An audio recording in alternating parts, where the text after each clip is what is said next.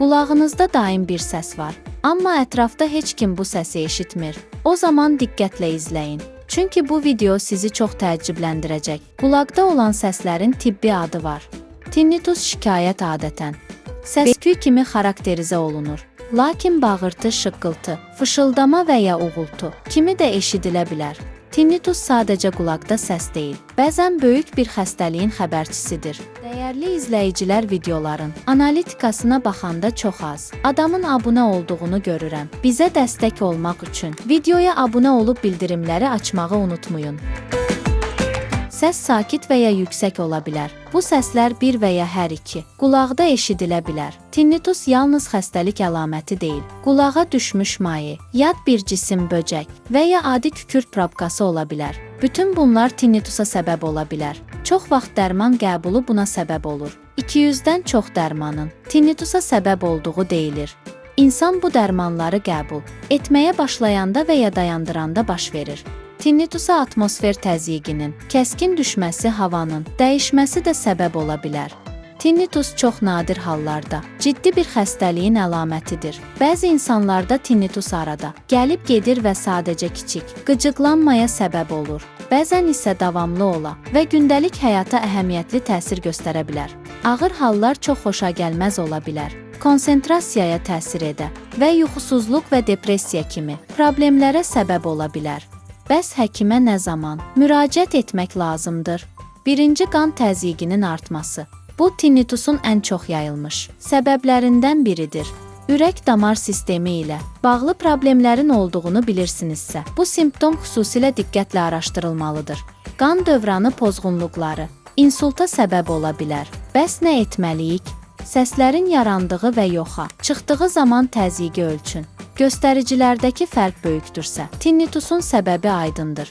Təcili kardioloqa müraciət edin. Daha da pisləşdiyi halda dərhal təcili tibbi yardıma zəng edin. İkinci, beyin damarlarının aterosklerozudur. Bu xəstəliklə damarlar elastikliyini itirir və qanın hərəkəti ilə vaxtında pulsasiya edə bilmir. Bu, damarlarda qan axınının turbulentləşməsinə gətirib çıxarır. Buna görə də hər pulsasiya ilə səs-küy hiss olunur. Üçüncü, udlaq və ya orta qulaq əzələlərinin spazmıdır. Spazm baş verdikdə eşitmə borusuna bağlanan əzələ kəskin şəkildə daralır. Buna görə də bir şıqqıltı eşidirsiniz. Danışdıqda, çeynədikdə, udğunduqda və fiziki iş zamanı görünə bilər. Bu problem ciddi deyil. Ancaq narahatlıq verirsə, nevroloqla əlaqə saxlamağa dəyər. Dördüncü, otitdir. İltihabla ortaya çıxan digər simptomlarla tanına bilər. Bu, xarici eşitmə kanalının qaşınması və qızarması, toxunduqda ağrı, eşitmə kəskinliyinin azalması, qulaqdan irinli axıntısıdır.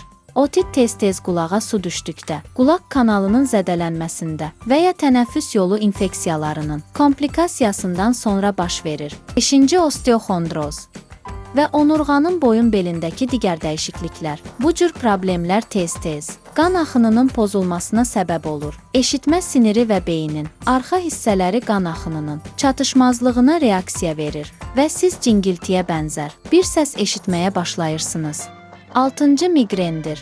Əsas simptom adətən başın yarısına təsir edən çırpınan, şiddətli ağrıdır. Bu da qulaqlarda uca səslər ilə müşayiət olunur. 7-ci, yaşla bağlı eşitmədə dəyişikliklər. Tinnitus bütün formalarda, şıqqıldama, nəbz vuran, uğultu, səs-küy, yaşlılarda eşitmə itkisinin yaxınlaşmasının ilk simptomudur. 8-ci, Menier xəstəliyidir. Bu, digər simptomlarla müşayiət olunan daxili qulaq xəstəliyidir. Başgicəllənmə aşağı tezliklərdə, eşitmə itkisi, qulaq tutqunluq hissi. Menier sindromu adətən yalnız bir qulağa təsir edir və 40-60 yaş arası daha çox görülür.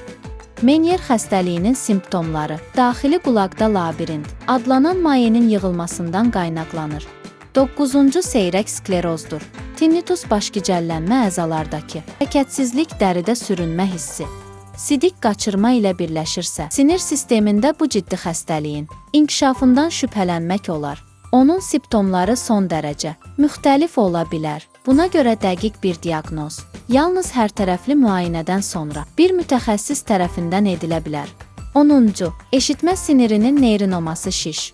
Eşitmə kəskinliyinin tədricən azalması, karlığa qədər və başgicəllənmə ilə, birlikdə qulaqda səs-küy və ya zəng çalması ilə xarakterizə olunur. Neyroma qulaq ətrafındakı strukturları sıxmağa başlayana qədər uzun müddət asemptomatik ola bilər. Bu da eşitmə itkisinə, hərəkət koordinasiyasının pozulmasına səbəb olur. Əksər hallarda tinnitus müalicə olunmadan da öz-özünə keçir. Tinnitusun yorğunluq, depressiya, narahatlıq, yaddaş və konsentrasiya problemlərinə səbəb olduğunu və əsl zehni və emosional narahatlıq mənbəyinə çevrildiyini hiss edirsinizsə, terapevtə müraciət edin. O isə öz növbəsində sizi lazımi mütəxəssisə göndərəcəkdir. Faydalı məlumatlar üçün mənim kanalıma abunə olub, bəyənməyi unutmayın. Bu videoda bu qədər. İzlədiyiniz üçün təşəkkürlər.